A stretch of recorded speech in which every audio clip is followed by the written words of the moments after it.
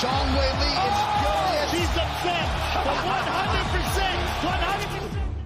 Oh, welcome in everyone to a special edition of Axe Kick Picks, episode 86 on this rainy, gloomy Wednesday, March 6, 2024. As always, I am your host, D-Rock, and joining me from the golf capital of the world, beautiful state of South Carolina, Joey. How's the weather down there, kid? Hey, just like you, it was raining, and all of a sudden, clear skies came out of nowhere. So we're looking beautiful down here. And, I'm just setting everything up on my end. But I had to mention my coaches. We went 1-1 because they competed over last weekend. So just had to give you a little breakdown of what happened there. Attaboy, 1-1, better than 0-2. I love to hear it.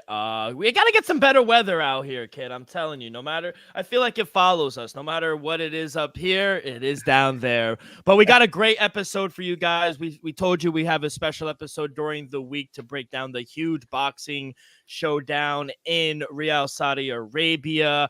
We got Anthony Joshua taking on Francis Ngannou, but we'll break down UFC Vegas 87, a little lackluster of a card, if I do say so myself. We got some MMA news towards the end of the show as well. But, Joe, let's start with that lackluster of a card last week. UFC Vegas 87, headlined by the heavyweights.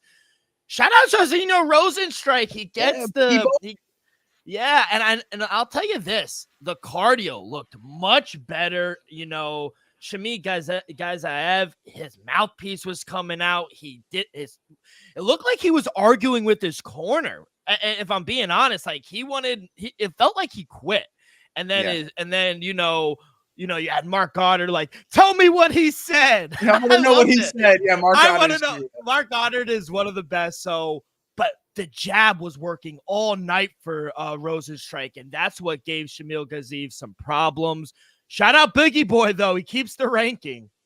Yeah, he was so responsive in his corner as compared to Shamil, He was saying, I think he was debating whether or not he got eye poked, or is it that, he was just a total of the mouthpiece not fitting and him getting beat up and just being exactly exhausted, as you said. I mean, it could be a mixture of those things, but shout out to Jairzinho because he looked like a world beater there. Possibly looked like he compete with the title level people at the heavyweight right now. So responsive to his corner, the jab was working. I mean, everything that I heard from him afterwards with the interview, he's come a long way, and it impressed me so much. I do like Jairzinho a lot, and you got to be fearful of him in the stand-up game. And the fact that he's now, sprawling a lot better and he's denying takedowns.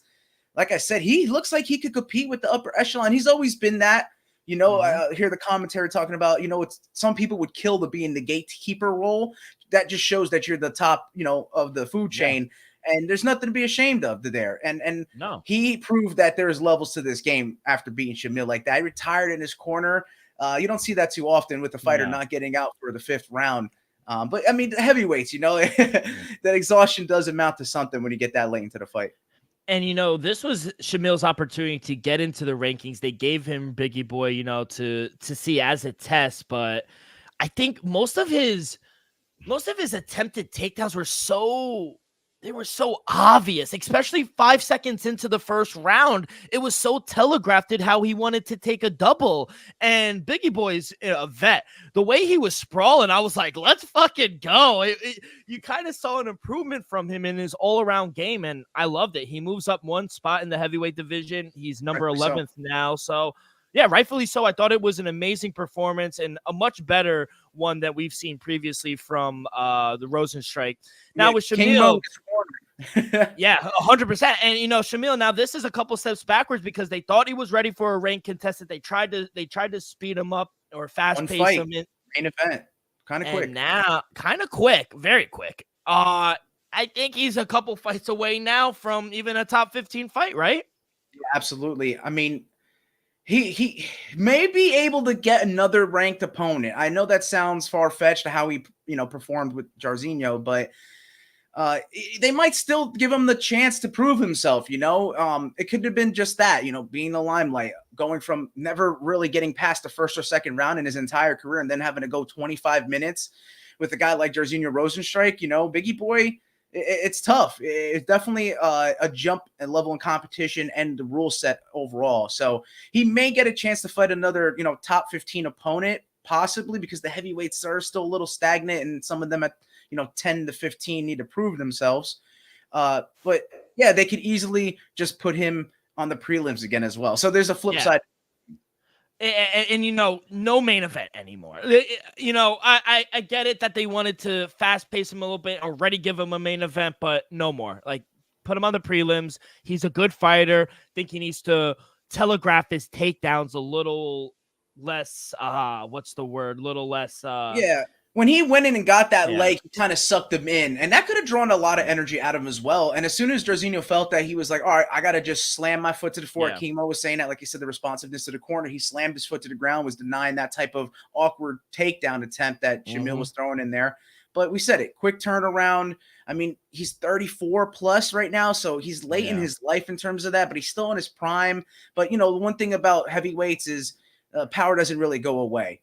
No. So he may still be able to, fight into his 40s, as we see a lot of the heavyweight fighters. In the co-main, though, Tyson Pedro, I mean, what an awful performance I thought by Tyson Pedro. If I'm being honest, Victor Petrino dominated. He won unanimously. Very tentative. Both were very tentative in there. No one wanted to do anything. The whole main card, Joe, besides the opener, which we'll talk about in a sec, other than that, it was a lackluster card. I thought Tyson Pedro puts the gloves down in the middle of the octagon. He retires. Respect. But, at a certain point, we all know Father Time is undefeated. And the game is kind of past Tyson Pedro at this point, right? Yeah. Yeah, absolutely. And much luck to him in his retirement. I know he'll do well. But remember, he had injuries that took a lot of his prime away from him. So that's very unfortunate. And I think he's a smart guy. He never took too much punishment. I'm sure he'll have a great career after this retirement. He kept his wits about him, and he didn't, like I said, take too much damage. So he knew it was time. And you got to respect the man who has that, that wherewithal to say, hey, you know what? This game, like you said, has passed me. And I got to say, did you see the call out, though, from Vitor Petrino? He called out Anthony Smith, and behind the desk Anthony was, and he was like, come on, you got time in your career. I'll give you your first L. I actually like it. Well, real quick, I'll mention that in a sec, but Tyson Pedro, I want to stay on real quick. Yeah. He did mention after the fight, fighter pay is still very bad. And it seems like this is just a reoccurring conversation that me and you have had for the past 3-4 years, but it seems like it's been his whole career in the UFC. Why is it still as bad as, he's saying it is? What the issue is, they agree to their contracts and whatever they're, allotted with their fight show and then their win bonus. But I think it's more with the issue of the fighters not being able to get their sponsorships outside of the UFC, because back in the day when there wasn't a chokehold on the uniform, these fighters were able to make a good living on sponsorships and deals and being able to stay active in other competitions outside of the UFC. So the fact that they're kind of cut out of the mix, or there's an agreement where if they do have a sponsorship that the UFC does get a cut of it. So I think it's difficult. It's very difficult for them to make a living without those sponsorships, without their ability to do advertisements and all that. So they're really just left to having a fight and prove their merit there and make their money that way. And you got to pay your camp. You got to pay all the people that you owed. Some people, they get it on the wrist, if you would, that they get sponsored to get covered through their fight camp because they don't have money to go in. And then they got to go turn around and pay their managers, pay their agents, and pay their camp. So it's an unfortunate aspect. The sport's still young, 30 years into the sport. I hate to compare apples and oranges, like I always say, but if you look 30 years into other sports, all ball sports organizations, these guys had other jobs. They had to find a way to sustain a living that way. So let the sport develop a little bit more. You're still giving opportunities for a lot of people who otherwise wouldn't have them. So I'm pretty sure Dana White will get to that point where these guys, even at lower levels, will make enough to sustain a living and won't have to, rob someone in the parking lot, as Tyson said. Of course. Yeah. So it's very unfortunate that we just continue to have this conversation. But you mentioned Vitor Petrino. He does crack the top 15 in the light heavyweight division now. Right. He's number 15. Number 14 is Dominic Reyes.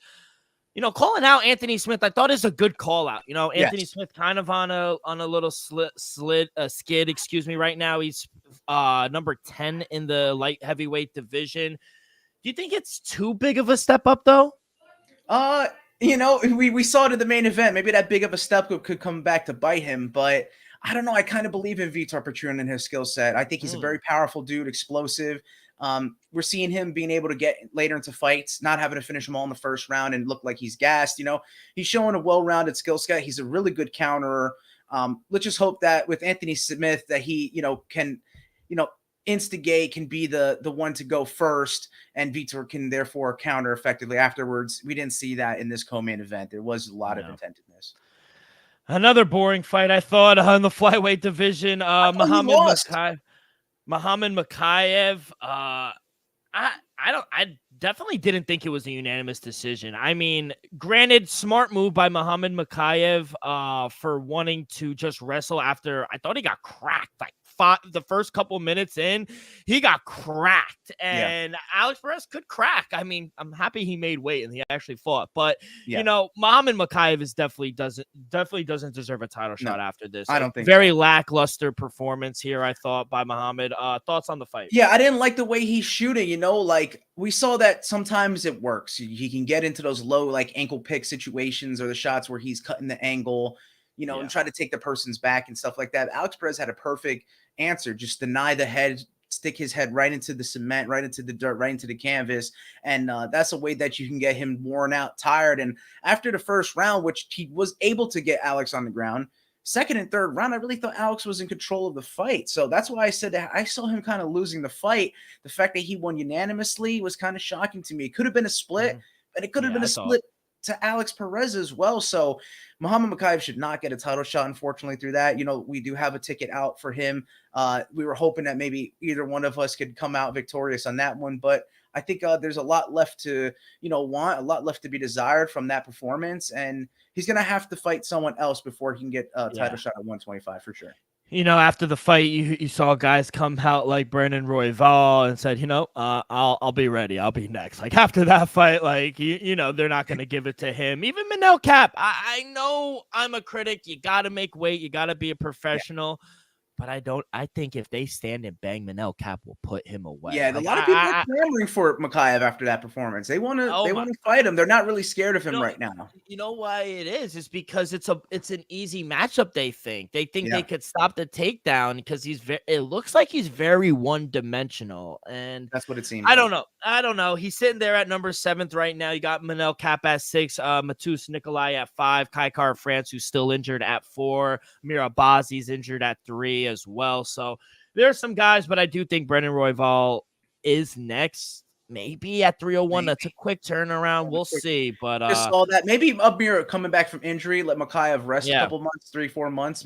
Bazi should be back in there. I think he needs to kind of prove his merit. He was supposed to have the fight against Moreno. That would have decided, him maybe getting a shot if he beat him there.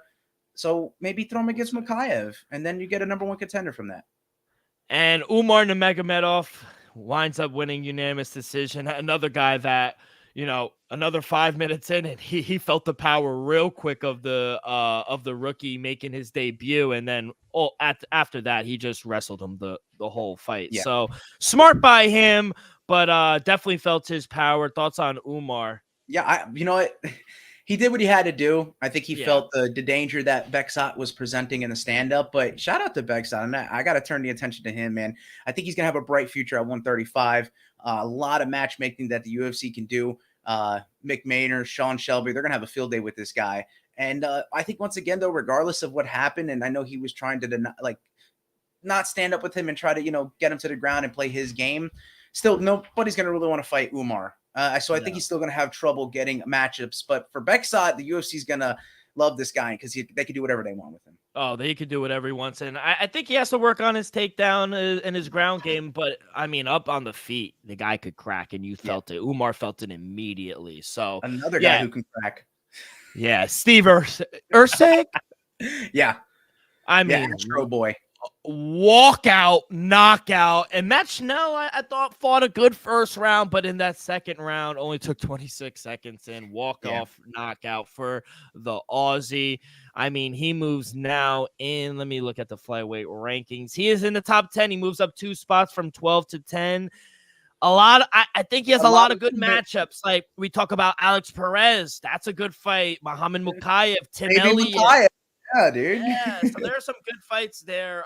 Thoughts on the walk-off knockout? Yeah, we said it. I think we saw the skills and the talent of Steve Ursay, and we called him the truth of that division in terms of what he can present problems for a lot of those guys there. And that's exactly right. If you put him against Makai, which would make sense. I know it's kind of a jump, but I mean, the performances he's putting on, I mean, he's kind of earned his stripes. So there's another chance that maybe I know the 125-pound weight class is very stagnant at the moment. Like we talked about, a lot of rematches going on. We want to see new blood injected. That's the way to do it. If Abilzi's not back in time, maybe Makayev versus Usyk for a number one contender shot. I know that's fast tracking maybe both of them, but if not now, when? Yeah, exactly. But overall, I thought it was a really good card. Shout out our boy, Eric Anders gets the unanimous decision win. Jamie Pickett no longer. I think he was removed the other day from the UFC. Yo, that flying knee, bro. You saw that? Vicious, dude. Oh, vicious. But overall, I thought the card was okay. 0-5 on the day for your boy. I mean, I just could not see the card. Me neither. Yeah, I went 0-4, so sorry. I guess we made the bookies look good. I had the shiesty on, so I let y'all down. But I went 1-0 on the leans with Mr. Highlight. And here's the bright side of last week, 2-0 in parlays. We had the two-legger hit, fortunately, with the Makayev decision, though I didn't think we'd get it, and the three-legger, with CLD on the addition. So he looked good. He looked very sharp. Yeah, and, there was some good performances there in the early going, the prelims. So we did all right. I think if you look at it, 3-4 in terms of overall choices, not too shabby, but we will improve. We definitely definitely improve. I mean, it's actually impressive to go 0-9. I mean, you did hit on the two parlays, which is good. People, if you tailed the parlay, you made some money there. Right. But Joe, let's get into this card. Big knockout of chaos going down in the Kingdom of Saudi Arabia. Anthony Joshua, shout out His Excellency. Anthony Joshua taking on the Predator, Francis Ngannou. Walkouts are expected around 5:10 Eastern here on the East Coast, 2:10 Pacific, and 12:10 Mountain West time. So wanted to let that out, but Joe, you're going to break down the full card, and I got some plays on the main event. So what do you got? Beautiful. All right. Yeah. So they're going to start it with Tyson Fury's younger brother, not Tommy, but Roman Fury, 3-0. Tommy's scared. He's going to be taking on Martin Spark, and he's another undefeated boxer, but just both guys very young in their career. And I'm going to be siding with a lot of favorites in the early going. Roman, you got to side with him. If you look on some of the books, he's like a -2,000. So odds makers must know something there. I'm not going to go against them this early in the card. So my side is with Roman Fury to start knockout chaos off, or hashtag Joshua Ngannou, whatever you can get the tags going. So, and right into the next one, we got a Saudi Arabian fighter on the card. So, the crowd's going to be behind him there. Zayed Al-Mayouf, -1,400. He's got a pretty good record. He's taking on Christian Lopez Florio, not that good of a record. So if you really look at it, 14-35-2, he's kind of a can. Though ZZ does have a 1-0 record, and it's kind of inexperienced. I do think he's going to have the better skills. He's going to be the better fighter, and he's in his home turf. So you got to go with Zizo in this second fight of the evening there. Next one, Andrei Novitsky, 9-0 Ukrainian boxer. He's got some power. I like the nickname Rampage. He comes out furious, and he's fighting another dog. Juan Torres is a dog, bare knuckle guy. He's on a 4-fight win streak. And, you would think he kind of reminds you of like Andy, the guy who beat Anthony Joshua in the main event. So, I mean, Andy, I just think it's going to be tough for him to kind of come out victorious against a guy that is also known to get guys out of there. I think Nowitzki does have a lot of power. So I'm going to lean once again. It's -3,000. It's not playable, but I'm going to be siding with the heavy favorites, like I said, early going. So give me Rampage Nowitzki there in that one. And then if you go to the next fight after, very competitive side here. Two English finesses, Jack McGann, the Pilgrim, taking on Lewis Green. Lewis Green, ex-MMA fighter, so he's got a round, well-versed skill set. But Jack McGann, he does look like the younger, crisper fighter, better boxer, sporting a 9-0 record. I think, the proof's in the pudding with him there. 9 fights in a row boxing as compared to, Green dropping a couple here and there in the meantime. Minus 295 for the Pilgrim again. I'll go with him over Lewis Green in the 4th fight of the evening. So here's where it turns around for me, though. A lot of people are riding this next guy, Justice Honey, at minus 300, but he's only 9-0 or 8-0 if I look at it properly. Kevin Lorena, dude, South Africa's own, 30 boxing fights and only 2 losses in them. I think the dude might live up to his nickname. I think you're going to have a power punch in here against Justice Honey, who he's going to have to cut angles. He's going to have to do the right thing there. But if he's not, he's going to get caught. So I got my first dog. Maybe there's some value in there for you guys. Check the books, but go to KO Kid Lorena, Kevin Lorena at plus 230 in the next one. You might very well catch him in that fight. So that'll go right into the next one. Gavin Gwynn, Welshman, plus 220, taking on Mark Chamberlain, minus 290. Thunder Chamberlain looks to be a very extremely explosive fighter. I think it's for the EBU European lightweight title. So a lot on the line here, but Gavin Gwynn, he also is older fighter, that comes with a little more experience, but at 33 compared to Mark Chamberlain, who is this young up-and-coming guy, undefeated record, a lot to fight for, coming out of a good camp. 25 years of age. I got to go at Mark Chamberlain here. So back to the favorites in the next one, but I think it's a fair bet that he gets the job done there. So minus 290 compared to Gavin Gwynn at plus 220. I'll take the minus 290. And in the next 3, man, I'm going to have the dogs barking here. So bear with me. Israel Madrimov at minus 330 against Magomed Kurbanov at plus 255. It goes to experience in this one. Madrimov, he does have a 9-0-1 record, but Kurbanov 25-0. So it's not like he's dropped a lot of fights. This dude knows how to win. He's got a great nickname. Let's see if I remember correct. I don't want to butcher it. The Black Line. That is you got to fear a dude who has great a sick nickname like that. Yeah. And it is for the WBA World Super Welterweight title. So a lot on the line once again here. When you're fighting for gold, I think you bring your A game, and he's also going to be more well-versed in there. So I don't think his O is going to go. I think he'll get on the younger Israel Madrimov. I know he looks good, but give me the experience in this next one. So Israel Madrimov, minus 330. I'm going to be taking Kurbanov, the Black Line, at plus 255 early. So let's go there. And then in the next one, a lot of people like this kid, Nick Ball, minus 180 against Ray Vargas, plus 145. Last time Ray Vargas was out there, he fought O'Shaquie Foster, and O'Shaquie Foster's really good at that weight class. He's proven himself time and time again. Even when he was down on the scorecards in that fight, he got his opponent out of there in the 12th round. He finished him when he needed to. So you can't take anything away from Ray Vargas losing to a guy who's the champion in O'Shaquie Foster. And the big difference I'm seeing is Ray Vargas being 5'10" at this weight class. Nick Ball's only 5'2". I think the reach is going to have a big factor here. And I do like also the experience once again. So give me a dog, man. 36-1, Ray Vargas at a plus 145. I'm going to take it. And Nick Ball, he might be a really good fighter. I think he might have power, but if he can't cut the angles properly, he may well be at the back end of the jab and being on his back foot, and he can't use that power. So though people are riding Nick Ball at minus 180, I'm going with the dog again in back-to-back fights, plus 145 for Ray Vargas. And that'll get us right into the co-main event of the evening. And Zhilei Zhang, he's back, man. He's a very big power puncher, but he's getting up there in age. He's over 40 years old. Books have him around at minus 240, 250. And I mean, last time out, Joseph Parker proved a lot to us, man. He dealt with that power. He dealt with what Deontay Wilder had to offer him. And if you were to compare power, Zhilei Zhang might be a better pure boxer than Deontay Wilder, but to deal with the power that he has, I think Joseph Parker proved a lot. And so in the co-main event slot, my boy, I'm going with Joseph Parker to go ahead and claim that interim WBO World Heavyweight title. I think he can get it done here. So Joseph Parker, if you look at the competition they fought, they have some similarities. They fought some of the same guys, and a lot of similarities between the two. So I don't think that the odds are too far apart. I don't think the skill sets are too far apart. And I'm going with a lot of youth, maybe to experience, and just who I think is going to be in their A game right now. And if Zhang is not, Joseph Parker, I think, will be. So give me Joseph Parker at plus 190 in the co-main event slot.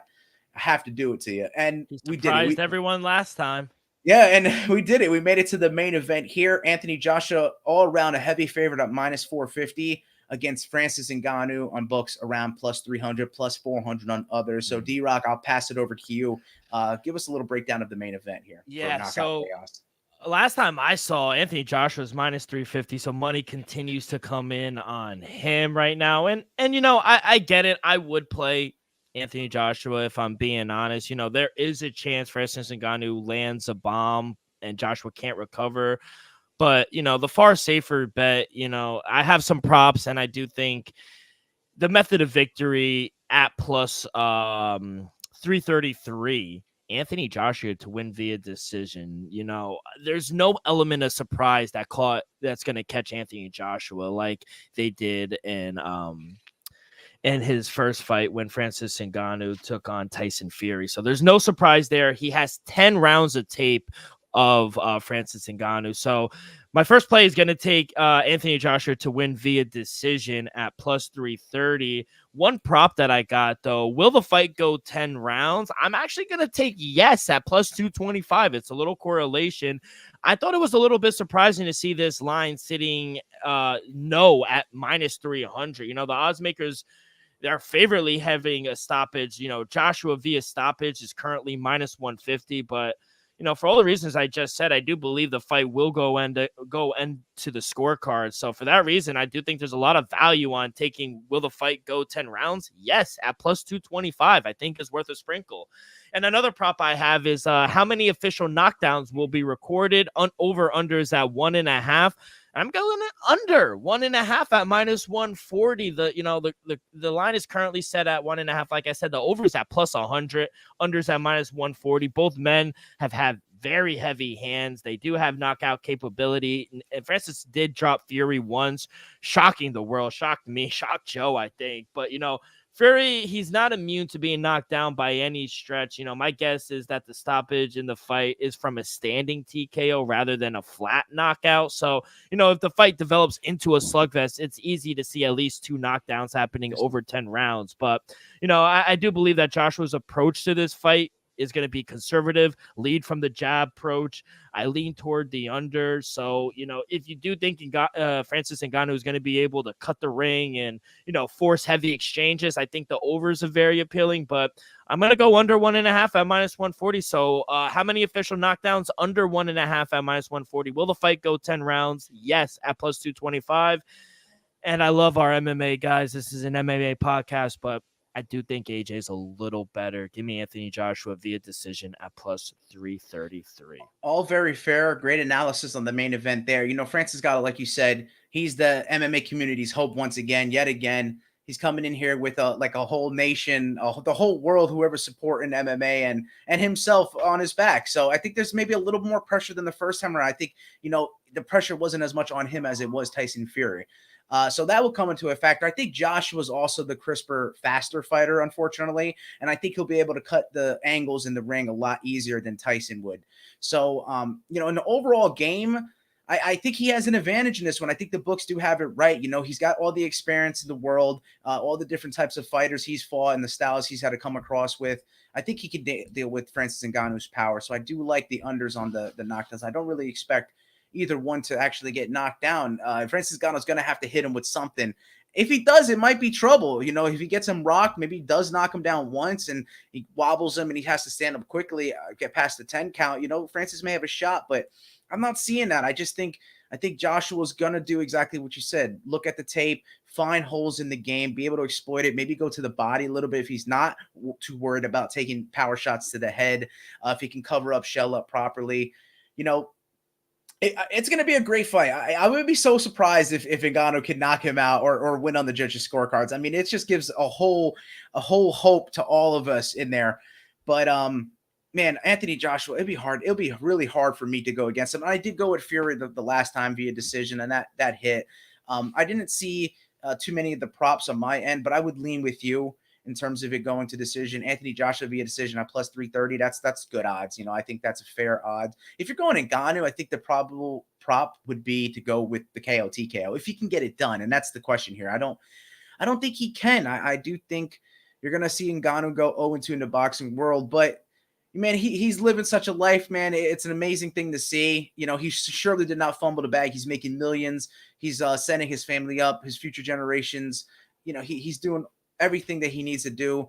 With this loss, though, if we can predict this properly, I mean, he may be forced back into the PFL. We'll see if Fury wants to come back that soon, especially if he does beat Usyk. So I know it opens up the door to what goes on in the heavyweight division there. But I gotta side with Joshua as much as that hurts me. You know, we are an MMA podcast, but we are talking about boxing specifically tonight. So yeah, my pick is Anthony Joshua. Straight up. Or do you think he goes? Do you think it goes all 10 rounds, or do you think? Yeah, just pick straight up, just to play it safe. If he does find a way to like TKO him or something like that, that'd be interesting to see. Yeah, via stoppage for Anthony Joshua is -150. It's so a little chalky, but it's better than a -400 or -300. Better. Yeah, I wouldn't advise playing it straight up. This is just for a pick, just to think that Anthony Joshua can get it done. But yeah, we'll see. We'll see what comes. I know it's going to be an exciting event. They always put on good events in Saudi Arabia. So I'm ready. I'm ready for this main event. And I'll be on the edge of my seat yet again. If he knocks down Anthony Joshua, I'll be like, you can do it. What again? Believe in yourself, boys and girls. Believe in yourself. I did like Francis Ngannou. He did 10-8 Tyson Fury in the press conference. Yeah. I mean, Tyson Fury said front row with his team, you know, like you said, brother going down there fighting on the card. Why is he talking? Because if he was fighting in MMA, Francis Ngannou would actually destroy this man. Yeah, so absolutely. He is hiding behind boxing rules, and you know, can't take the leg kick. Exactly. Say what you want about Francis. He's actually coming into the harder sport to do. Not a lot of people would do what he's doing, and you know, we'll see. You know, this is why they fight, to see who wins. And I even if he does lose, I still don't know he fights Ferreira. I still don't know, because he could get the loser of Usyk and Tyson again. Yeah, absolutely. Very interesting. Yeah, very interesting to see. But Joe, thank you so much. Like I said, we have early start times. 5:10 will walk out for the main event here on the East Coast. So right in the afternoon, get ready for that.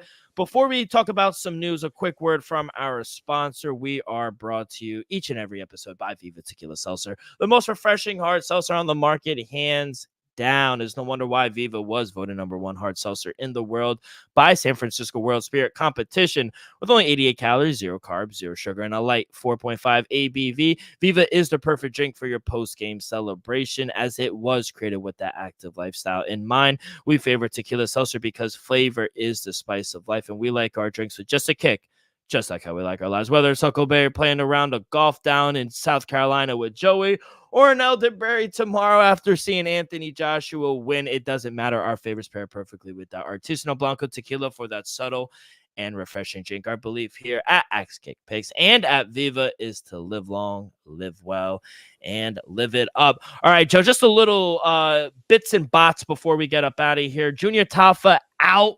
His brother winds up stepping in. Justin Tafa will now take on Carl Williams, UFC Vegas 89 on March 23rd. You know, Justin stepped in for Junior, who stepped in for Justin last month. So they're just flip-flopping. I love to see it. Yeah, I love that. Should be a good fight, man. Interesting to say the least. You know, I was like, I'm the brother who stepped up. March 23rd on that same card, UFC Vegas 89. Billy Q needs a new opponent. Gabriel Miranda is out with an injury. Anybody you like Billy Q to verse?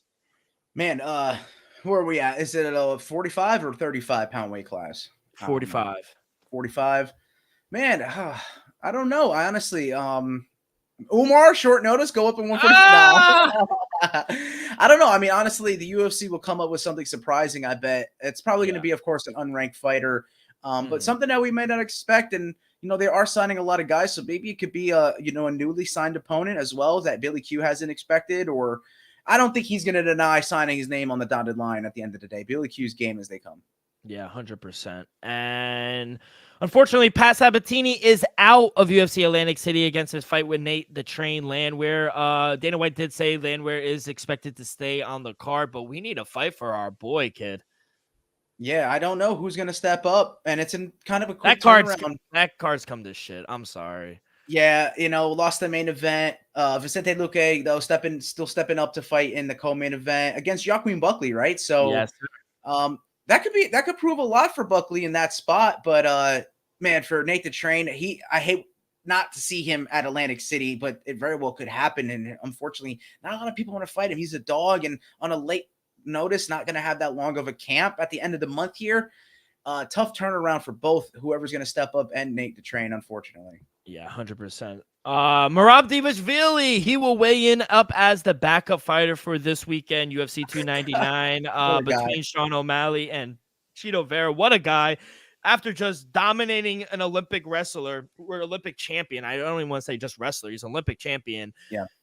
To come back on 2-3 weeks and then weigh in as the backup, this guy's an animal. He's a machine. Yeah, he's going to take much damage, and he's going to have that gas tank regardless in or out of camp. He's always working. And, it's just a quick trip down to Miami. It's not too bad. It's not like he's changing time zones or elevation. If anything, he might be, taking advantage of sea level. So Merab, goodness, if God forbid anything happens to these fighters, they're in for a long night against Merab. I'll tell you that. Yeah. Because I think he's more prepared to fight either guy than either guy would be to fight Merab. I think both competitors, Sean O'Malley and Chito Vera, have been really eyeing one another and really want to get in their fight. So I don't expect them to miss weight or anything to happen. But this is the fight game. People can get sick. Injuries can happen. Let's hope not. But I do think he would actually have the advantage coming in as a this is basically Dana White saying you're next. Regardless who wins, Sean O'Malley retains, Merab's next. If Chito wins, I don't know if they run it back, but Merab is next. And speaking of the weigh-ins, UFC 299 weigh-ins will take place local time 9 a.m. on Friday morning. However, the Florida Commission have switched things up. All fighters have to hit the scales within the first hour or 2 hour to weigh in the window. Anyone who misses weight in the first hour will have the second hour to revisit the scales and make the contracted weight. Interesting or no? Yeah, I mean, it does.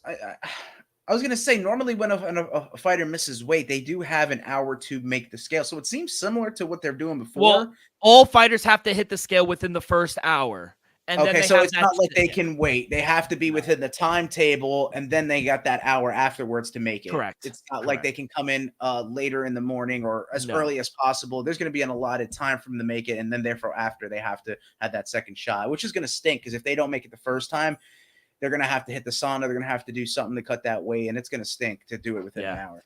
100%. The UFC, last week was actually supposed to be the UFC card in Saudi Arabia. It got pushed back because it was a lackluster card, obviously. But today, the UFC announced that they will be hosting a fight night, not a pay-per-view, but a fight night in Abu Dhabi, August 3rd. You like that? Usually it takes place in October, I thought. Yeah, something like that. And I guess it's during October, I guess it's more summer over there than it is if it's summer here, that it's kind of like spring. So I wonder how the seasons are going to match up in comparison. But I guess maybe they want to mix it up, keep their nation on their toes as well, because if they get used to one thing, it's like, okay, we're going to expect that. But now it's like we can have an event any time of the year. So I think that's good for fans. Yeah, 100%. And then last but surely not least, we got a few boxing notes.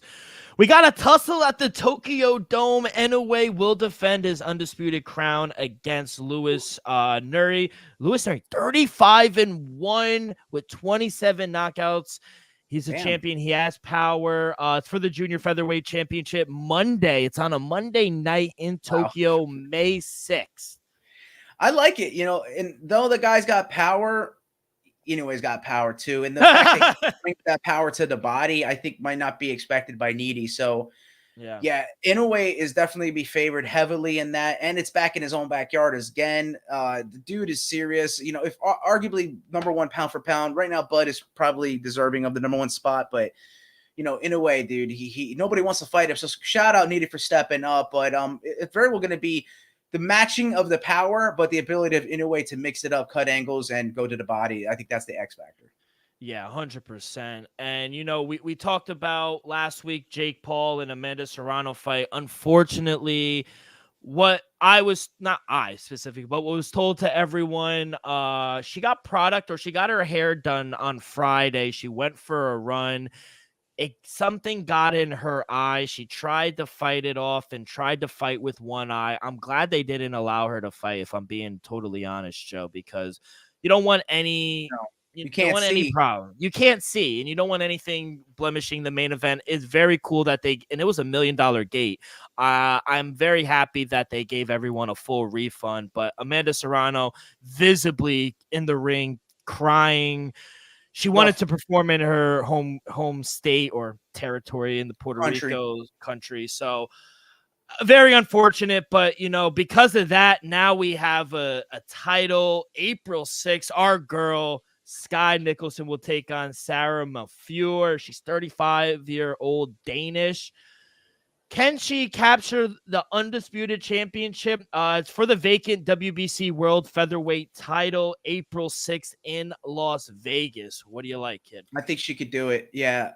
She's been clamoring for that Amanda Serrano fight. So this is just one step closer to that.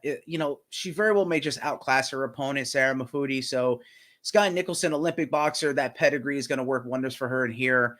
It's a month away. So I think you've been seeing her posting. She's basically been in camp this whole time. So she's going to come in stellar shape, and she's going to be ready to claim that interim belt, because once that fight ends, she's going to be eyeing Amanda Serrano, and Amanda Serrano's going to be eyeing her back. They both want that fight. I think this was kind of. I don't know if Amanda wants it, if I'm being honest. She's ducked her. She's kind of been ducking her.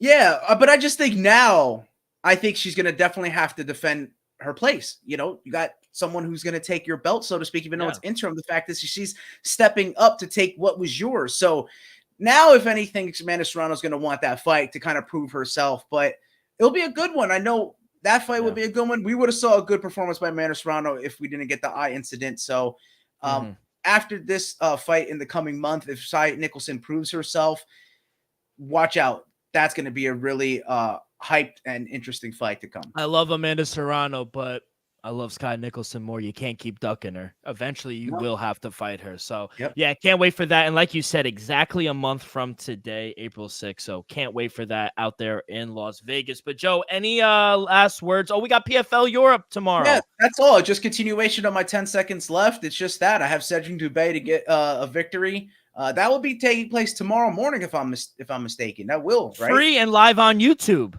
How about that? So that's, giving the fans what they asked for. We've asked for it. I think the PFL need to do that to build their brand a little more, give us some free fights, and then throw on some pay-per-views, and we'll be willing to pay for them. So good on you, PFL, and we'll see what Cedric Dubé is made of, because his opponent's no joke. I definitely going to try to be aiming for the takedown. But like I said, a continuation from 10 seconds left on last show. If he does win, we'll go 1-0 for Friday's show.